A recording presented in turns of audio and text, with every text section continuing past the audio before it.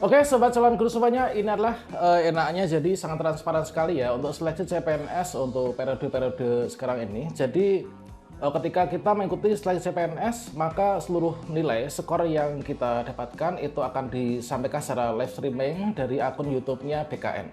Selain itu juga para penunggu bisa melihat pada di depan papan pengumuman di titik lokasi ujian masing-masing.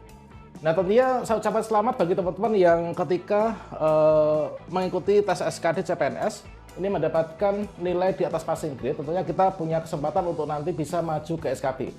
Dan pada video ini kita akan melakukan pembahasan terkait tentang apa sih langkah selanjutnya setelah kita lulus SKD CPNS supaya nanti kita bisa diangkat dan lulus seleksi CPNS 2024. Silakan simak video ini sampai selesai.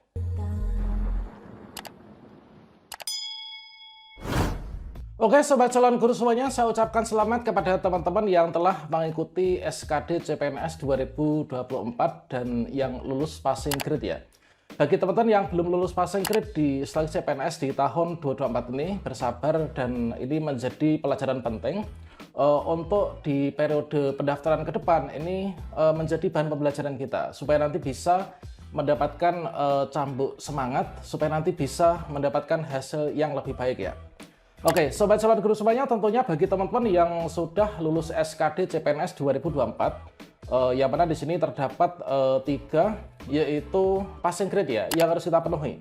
Mulai dari TWK, di sini ada 65 untuk passing grade-nya, kemudian untuk TIU itu adalah ada 80, kemudian TKP ada 166.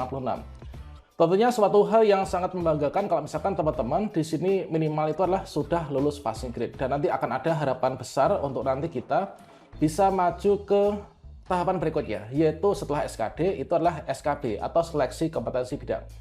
Oke, sobat calon guru semuanya, kira-kira apa langkah selanjutnya setelah mendapatkan nilai passing grade SKD CPNS 2024? Nah, tentunya di sini saya rangkumkan, ini ada 3 hal ya yang perlu teman-teman ketahui dan nanti dipantau ya untuk langkah kedepannya supaya kita tidak terlewat nih untuk bisa mengikuti pengangkatan CPNS 2024 ini ketika kita ini menjadi salah satu orang yang memang benar-benar terpilih ya dari seleksi CPNS 2024 ini. Jadi sobat calon guru semuanya, setelah teman-teman di sini mengikuti SKD CPNS ini kan masih sedang berproses ya untuk pelaksanaan SKD CPNS.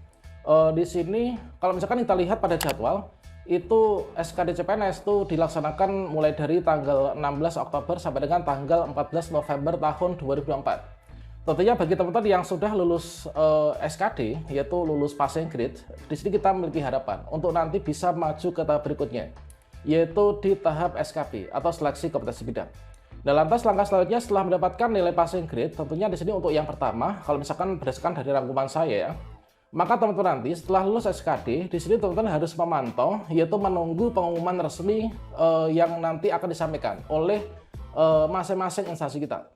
Nah, selain kita nanti bisa melihat pengumuman hasil SKD CPNS itu pada akun SSCASN dengan cara kita login ke akun kita masing-masing, nanti kita akan mendapatkan, yaitu informasi berapa sih nilai yang kita dapatkan, nanti setelah integrasi itu akan masuk ke sana. Selain itu juga teman-teman bisa melihat yaitu pada website resmi instansi masing-masing. Misalkan saya mendaftar di Kabupaten A, maka saya nanti bisa melihat yaitu untuk hasil SKD di Kabupaten A, kemudian di Kementerian A, Kementerian C, kemudian di Kota B, Provinsi D, dan lain sebagainya. Nanti kita akan bisa melihat pengumuman secara resminya di sana. Dan nanti untuk pengumuman secara kolektif itu nanti tentunya akan sudah sangat lengkap sekali ya. Ya, nanti akan disampaikan yaitu pengumuman resmi berisikan akumulasi seluruh peserta SKD per formasi jabatan di website resmi instansi masing-masing. Dan pada pengumuman tersebut, teman-teman nanti akan bisa mengetahui yaitu siapa saja sih pesaing kita.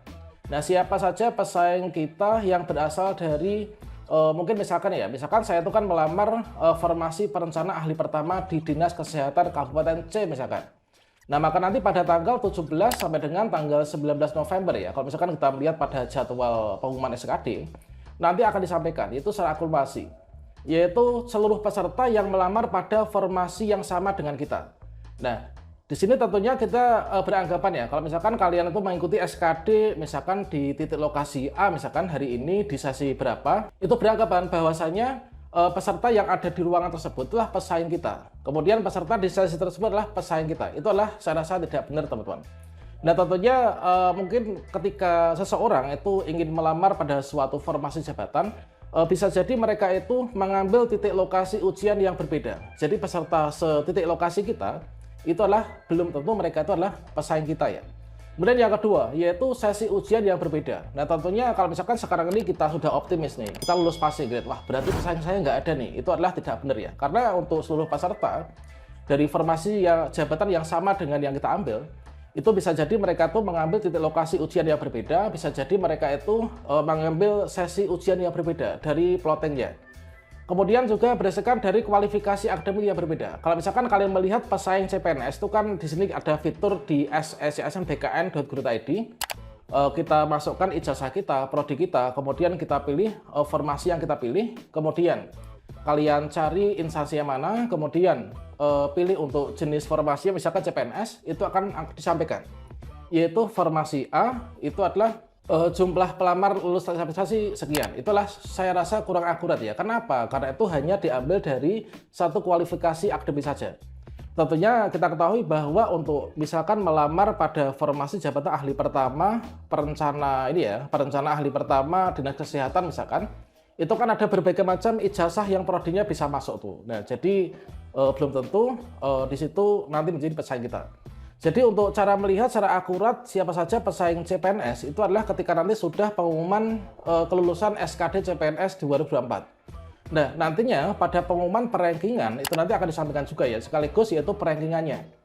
Itu nanti akan ada yaitu daftar nama seluruh pelamar yang melamar pada formasi yang sama dengan kita, yang mana di sana nanti akan disampaikan yaitu dari urutan pertama sampai dengan urutan terakhir ya. Misalkan untuk jumlah formasinya 2, kemudian pesertanya adalah ada 50 misalkan. Nanti akan diurutkan di sana ya, dalam satu formasi tersebut. Kemudian sekaligus akan disampaikan perankingannya ya, yaitu siapa saja yang nanti mendapatkan kode P_L, kemudian kode P, kemudian kode TL, kemudian kode TH. Nah, bagi teman-teman yang lulus passing grade SKD CPNS, nanti akan ada 2 kode ya, yang kemungkinan akan teman-teman dapatkan. Bisa jadi nantilah P_L, bisa jadi hanya P saja. Nah, kalau misalkan P_L itu teman-teman berarti kalian itu bisa maju ke SKB ya. Kalau misalkan hanya P saja, itu lulus passing grade, namun kita nggak berhak untuk bisa maju ke SKB. Maka demikian, dikarenakan untuk peserta SKB, itu kan seperti yang kita ketahui bahwasanya, itu hanya diambil 3 kali jumlah kebutuhan yang sama.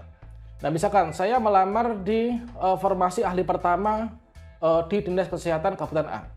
Nah, jumlah formasinya hanya ada 2. Berarti nanti dari seluruh peserta yang lulus passing grade, itu hanya diambil yaitu 3 kali 2, yaitu 6 peserta, untuk bisa maju ke SKB teman-teman. Dan selanjutnya setelah kita melihat pada pengumuman nanti, kira-kira setelah teman-teman mengetahui bahwa kita masuk ke SKB alias kita mendapatkan kode P_L, maka langkah berikutnya apa? Jadi setelah teman-teman nanti mengetahui termasuk peserta yang berhak untuk maju ke SKB ya, maka segera saja untuk belajar teman-teman. Segera saja untuk belajar, baik itu belajar di latihan soal SKB terkait tentang kompetensi yang pada formasi jabatan tersebut, nanti terkait tentang uraian tugas kita ketika menjabat di jabatan itu apa, maka kita pelajari. Teman-teman juga bisa mengikuti bimbel-bimbel online ya, kemudian juga bisa belajar dari buku SKB CPNS mungkin. Nah, untuk rekomendasi buku SKB CPNS nanti silakan cek pilihan yang ada di kartu di video bawah ini. Nanti kalian akan bisa menemukan sesuaikan dengan SKB bidang apa teman-teman yang nanti akan diambil ya. Kemudian setelah itu juga teman-teman harus memantau di akun SSCSN masing-masing untuk nanti tidak lanjut ke SKB. Tentunya nanti kita akan mendapatkan nilai, kemudian setelah itu nanti ketika kita berhak untuk maju ke SKB, nanti akan ada tombol sendiri ya untuk kita tuh maju ke SKB. Nah, itu.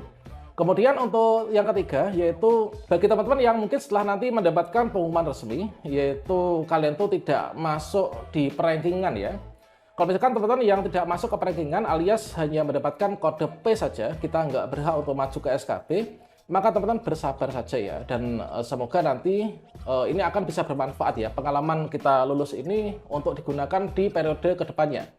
Nah, silakan kalian unduh yaitu sertifikat BKN, yang berisikan sertifikat SKD kita dapat nilai berapa, sesi berapa, tanggal berapa, itu nanti akan kita bisa gunakan untuk mengikuti seleksi CPNS di periode kedepannya ya. Nanti akan bisa menjadi bahan pertimbangan apakah kita nanti ikut SKD di tahun depan ataukah kita menggunakan SKD yang hasil di saat ini. Itu menjadi opsi bagi teman-teman. Nah, tentunya di sini bagi teman-teman yang ketika nanti SKB sudah lulus, ya ini semoga bisa amanah. Dan bagi teman-teman yang mungkin belum bisa lulus tes CPNS di tahun ini, bersabar saja. Karena masih banyak sekali kesempatan di periode-periode berikutnya ya. Seperti saya sendiri dulu itu mengikuti tes CPNS itu pernah ada 4 kali ya. Jadi seleksi pertama tahun 2009 nggak lulus, kemudian setiap tahun ini kita mencoba terus. Jadi dari kegagalan saya di tahun pertama, itu kira-kira kekurangannya apa, kita tambah di tahun berikutnya, dan alhamdulillah di tahun terakhir ketika kita mencoba, itu kita lulus dengan nilai yang maksimal. Oke, itulah pengalaman dari kami, dan semoga teman-teman semuanya mendapatkan hasil yang terbaik ya pada seleksi CPNS di tahun ini. Demikian, salam sukses untuk kita semuanya. Wassalamualaikum warahmatullahi wabarakatuh.